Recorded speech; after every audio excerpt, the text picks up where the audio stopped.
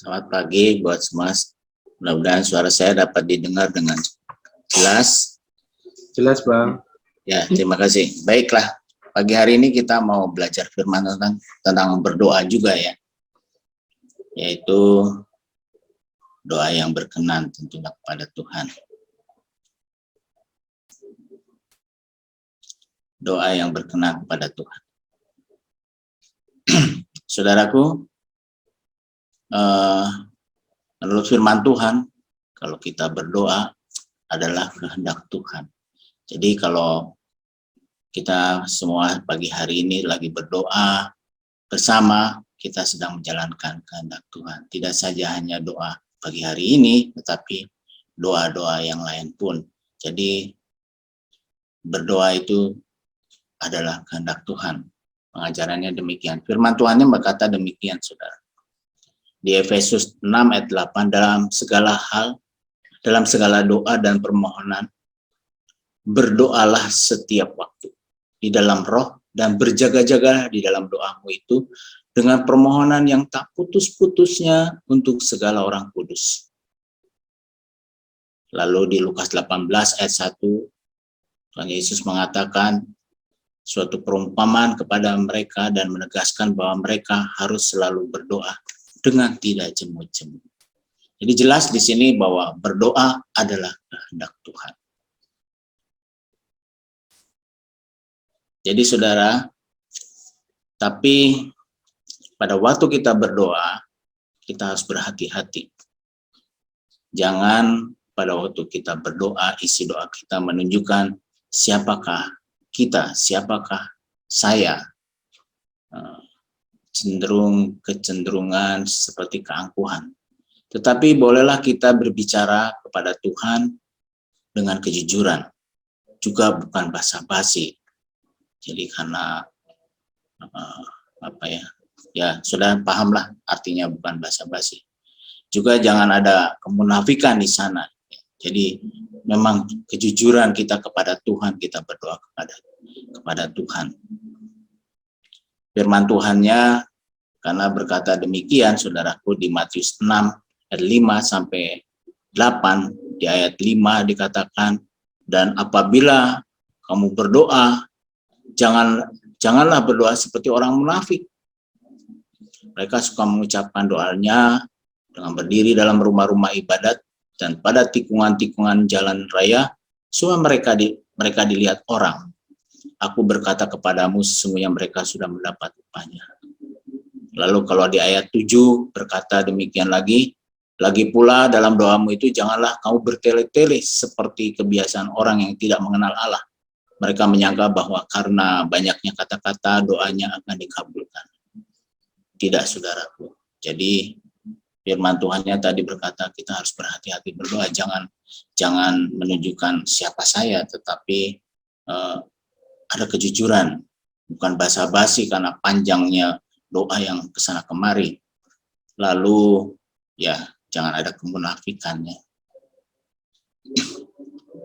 Saudaraku, pada waktu kita berdoa, ucapkanlah terima kasih, akui dosa kita, minta ampun kepada Tuhan, ya. Lalu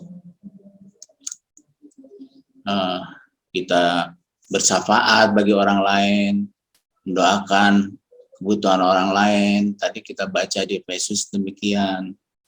Lalu mari kita dengan berani pada waktu doa kita datang kepada Tuhan seperti pada orang tua kita. Jadi kalau seorang anak datang kepada ayahnya pasti dengan ketulusannya. Dia akan tidak takut karena dia dekat sekali dengan bapaknya. Kalau jauh ya malu-malu pasti atau tidak berani. Jadi tidak apa-apa saudara, ungkapkan keinginan kita kepada Bapa Surgawi, jangan takut kita nanti takut salah, banyak aturannya kayaknya Pak Mora memberikan arahan-arahan, enggak.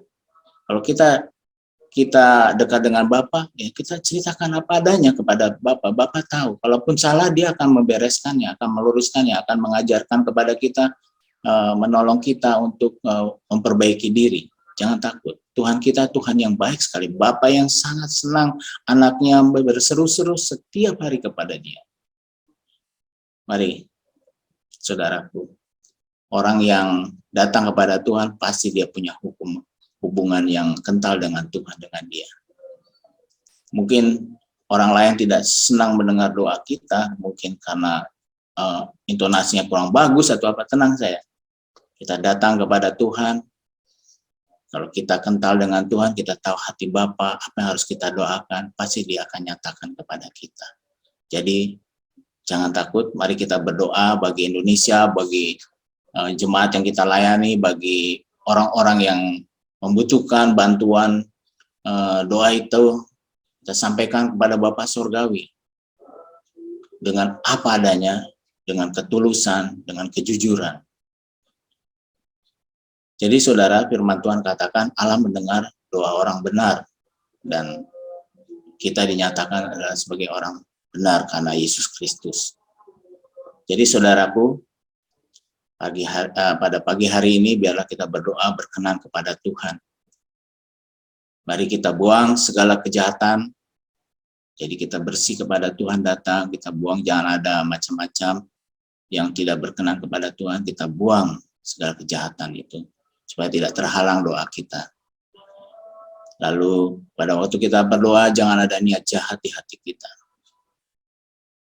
Di Mazmur 66 berkata demikian. Lalu jangan bimbang pada waktu kita berdoa, tapi percayakan dia. Nah, kalau kita percaya kepada dia dan tidak bimbang, pasti Tuhan akan jawab. Mari kita berdoa bukan untuk memuaskan nafsu. Ada ayat-ayat penunjang, kalau kita baca, saya tidak baca satu-satu. Saudara nanti bisa lihat saya daripada doa, setelah di-share oleh Pak Gembala, nanti bisa lihat rekamannya ya. Lalu, hiduplah rukun dengan pasangan kalian, supaya doanya jangan terhambat. Jadi, kita yang berpasangan, yang sudah diberi pasangan oleh Tuhan, mari kita bangun hubungan kita dengan istri kita, dengan suami kita dengan baik, supaya doa kita tidak terhambat. Yang lainnya adalah jangan lupa sebelum berdoa kita ampuni dosa orang lain yang membuat kita kesal, yang membuat kita nggak enak, yang membuat kita sakit kepala mungkin. Orang itu ada di depan mata kita, membuat kita sakit kepala kita ampuni dia. Karena Allah sayang sama dia juga. Dia mau mati buat orang yang mengesalkan kita juga. Jadi, yang terakhir, marilah kita suka menolong orang lain. Supaya berkenanlah doa-doa kita kepada Tuhan. Demikian firman Tuhan pada pagi hari ini. Kiranya kita menjadi orang yang berkenan kepada Tuhan untuk berdoa pagi hari ini dan hari-hari selanjutnya. Mari kita berdoa.